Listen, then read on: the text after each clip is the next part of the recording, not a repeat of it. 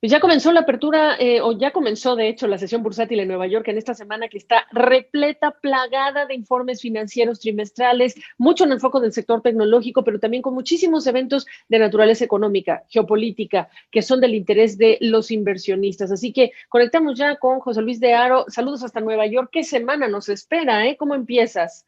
Completamente, Gaby. Parece que vamos a tener una semana intensa en múltiples factores, como bien indicabas, y de momento, eso sí, vemos cómo el Dow Jones está cayendo más de 200 puntos en estos momentos, pero sin embargo, el Standard Poor's 500 y sobre todo la tecnología, el Nasdaq compuesto, están operando en positivo, sobre todo con las miras puestas en Apple, que vuelve a tocar un máximo de las últimas 52 semanas. Y precisamente la compañía de Cupertino va a ser una de las protagonistas esta semana, especialmente el miércoles, cuando al cierre del mercado presente sus cuentas trimestrales, unas cuentas trimestrales que según los analistas podrían volver a registrar un récord. Tenemos que tener en cuenta que precisamente los últimos 3 meses del año suelen ser los que mejor o los que más favorecen al fabricante del iPhone, precisamente por esa temporada de compras navideña, y en esta ocasión también puede llegar avalada por el ahorro de los estadounidenses durante el año pasado, especialmente provocado por los confinamientos. Mientras tanto, también el miércoles vamos a conocer las cifras de Tesla, otra de las grandes protagonistas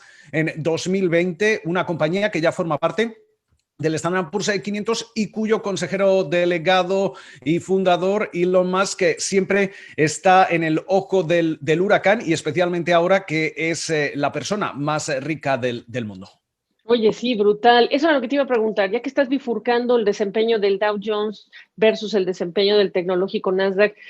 háblame de qué factores inciden en la economía tradicional, ¿no? Que está explicando esto, ¿tiene algo que ver con Washington o no tiene que ver? Y en el tema tecnológico, preguntarte, ¿qué necesitan escuchar los inversionistas para seguir de fiesta, desconectados de otras realidades que también son parte de este escenario económico por la pandemia?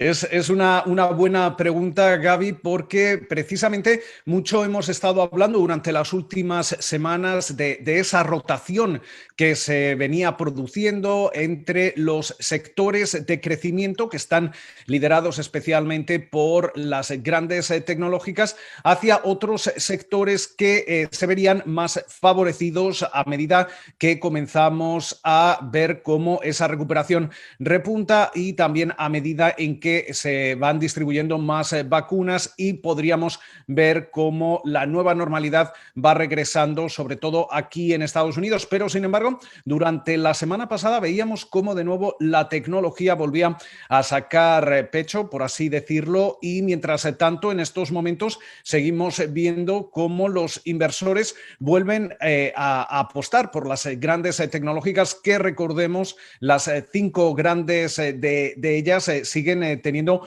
una influencia dentro del Standard Poor's 500 de más del 25%. ¿Qué es lo que quiere decir esto? Básicamente, cualquiera de los movimientos, bien al alza o bien a la baja, pueden influenciar el comportamiento de todo el indicador. Pero parece que estas subidas que estamos viendo también responden a que tanto inversores institucionales, pero también fondos de cobertura y lo que se conocen como hedge funds, están mirando de nuevo a la tecnología, y por eso estamos viendo ese impulso que se está produciendo durante las últimas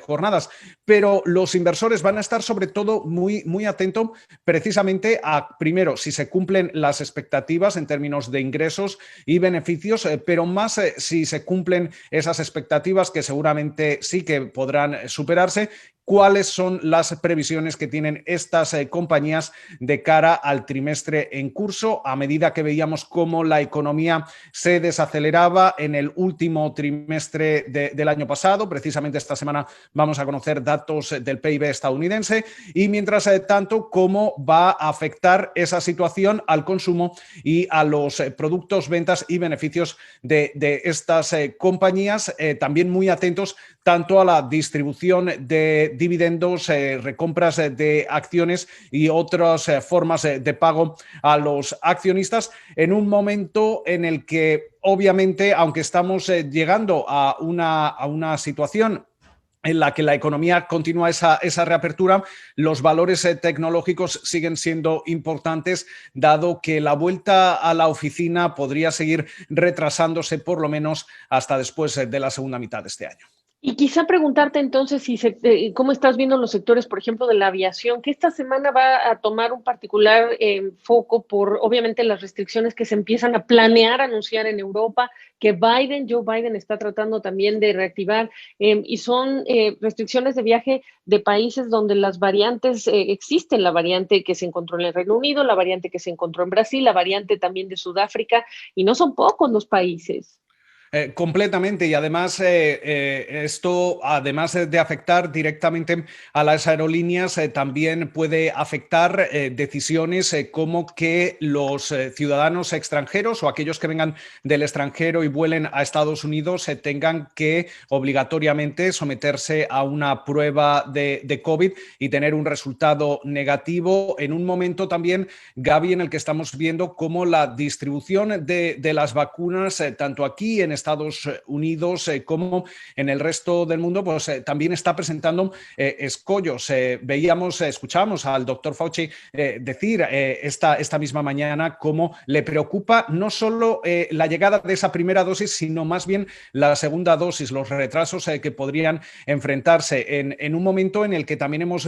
veíamos la semana pasada cómo aerolíneas como United Airlines, además de registrar una pérdida masiva en el cuarto trimestre, también dejaban indicar que van a obligar a sus empleados a tener que vacunarse, una situación que podría retrasarse independientemente de cuáles son las circunstancias de cada estado sobre los grupos o cuáles son considerados empleados prioritarios o trabajadores esenciales para acceder a esta vacuna, además de los mayores de 65 años y los empleados en primera línea, sobre todo los empleados del sector de salud y de los hospitales. Con lo cual, la industria aérea y las aerolíneas, Gaby, van a seguir tardando en recuperarse y sobre todo van a tener que ir ajustándose a las distintas medidas que vayan imponiendo no solo Estados Unidos, sino los distintos países, mientras vemos cómo riesgos como distintas cepas,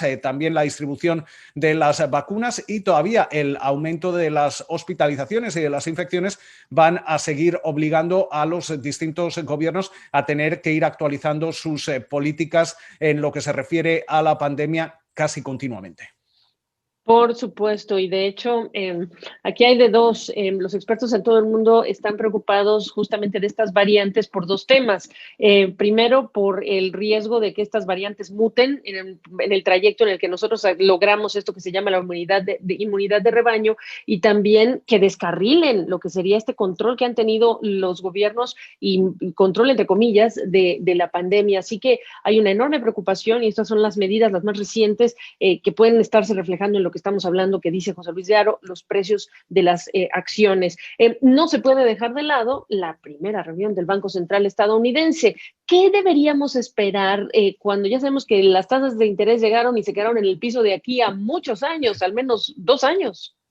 Completamente, Gaby. Básicamente, en lo que se refiere a esta primera reunión de política monetaria del año, también la primera reunión después del traspaso de poderes en la Casa Blanca, no deberíamos esperar grandes noticias. En este sentido, es importante el destacar cómo el presidente de la Fed, Jerome Powell, y el resto de altos funcionarios de ese Comité de Mercados Abiertos van a continuar con esa política de continuar con el precio del dinero en niveles históricamente bajos, entre el 0 y el 0,25%, pero además van a continuar también con ese programa de compra de activos. Estamos hablando tanto de bonos del Tesoro de Estados Unidos como activos respaldados por hipotecas. De momento, el Banco Central estadounidense continúa engullendo alrededor de 120.000 millones de dólares en estos activos y no se prevé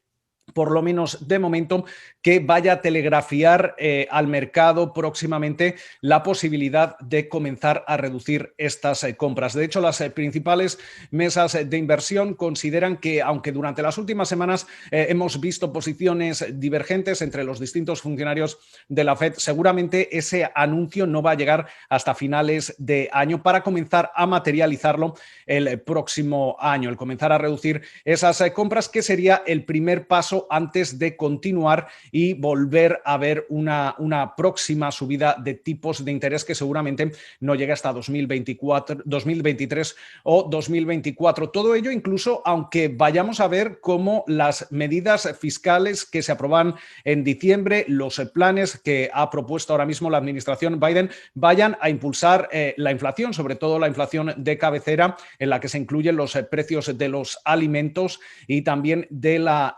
energía. Seguramente la Fed, como ya hacía el año pasado, en agosto, ha cambiado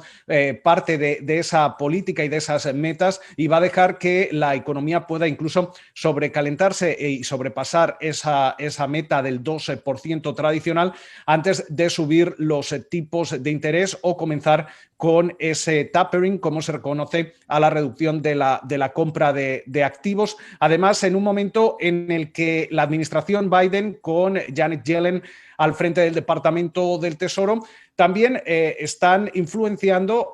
cambios en lo que se refiere al mercado laboral, tener mucho más en cuenta, por ejemplo, el que la tasa de desempleo vuelva a llegar al pleno empleo antes de tener en cuenta una posible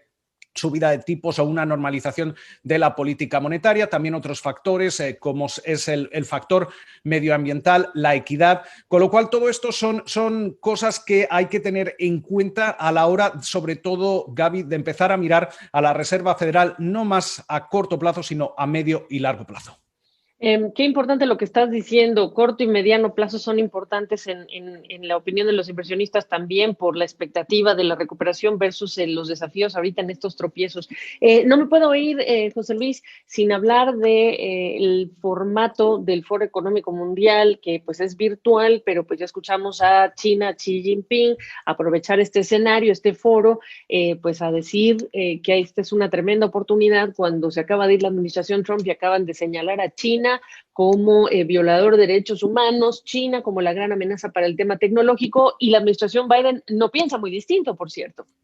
Así es, Gaby, y de hecho por eso también veíamos cómo a finales de la semana pasada ya había medios aquí en Estados Unidos que adelantaban cómo la administración de Xi Jinping está intentando buscar algún tipo de cumbre lo más inmediatamente posible con la nueva administración Biden, un poco para tantear cuál va a ser esa relación, una relación que básicamente, como bien indicabas, no va a tener cambios inmediatos a lo que ya veíamos durante la administración Trump. De momento, el presidente Joe Biden no ha dado ningún tipo de señal que indique que se van a reducir los aranceles que todavía se imponen a los productos chinos que llegan aquí a Estados Unidos. Tampoco ha dado a entender que vaya a sacar a buena parte de esas compañías chinas que se encuentran en esa lista de entidades del Departamento de Comercio. También tenemos que tener en cuenta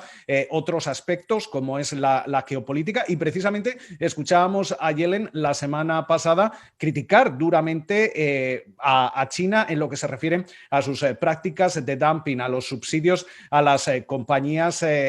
patrias, a las compañías estatales, también el robo de propiedad intelectual, con lo cual esa relación va a ser muy interesante. Lo que sí que es cierto que podríamos ver cómo se guardan las formas diplomáticas, quizá no se va a cambiar el fondo, pero aquí también lo crucial va a ser cuál va a ser el comportamiento de los aliados tradicionales de Estados Unidos, especialmente de Europa, dado que Biden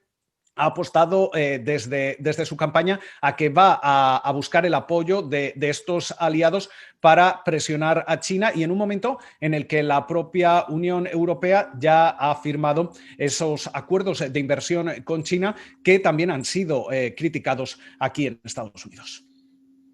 Como siempre decimos desde que comenzó la pandemia, ¿quieren más? Así reflejamos la cantidad de trabajo que tenemos para informarle a nuestro público de lo que viene esta semana, muy importante lo que va a pasar. Por cierto, 3:45, Joe Biden hablando de manufacturas en un evento en vivo, entre todos los temas que hemos cubierto, además de las restricciones de viaje. José Luis, ten una excelente semana. A José Luis lo pueden ver esta tarde, 4:15 hora del este de los Estados Unidos, redacción CNN desde México con esta servidora por la tele. Nos vemos en un rato, Gaby, y feliz semana. Igualmente.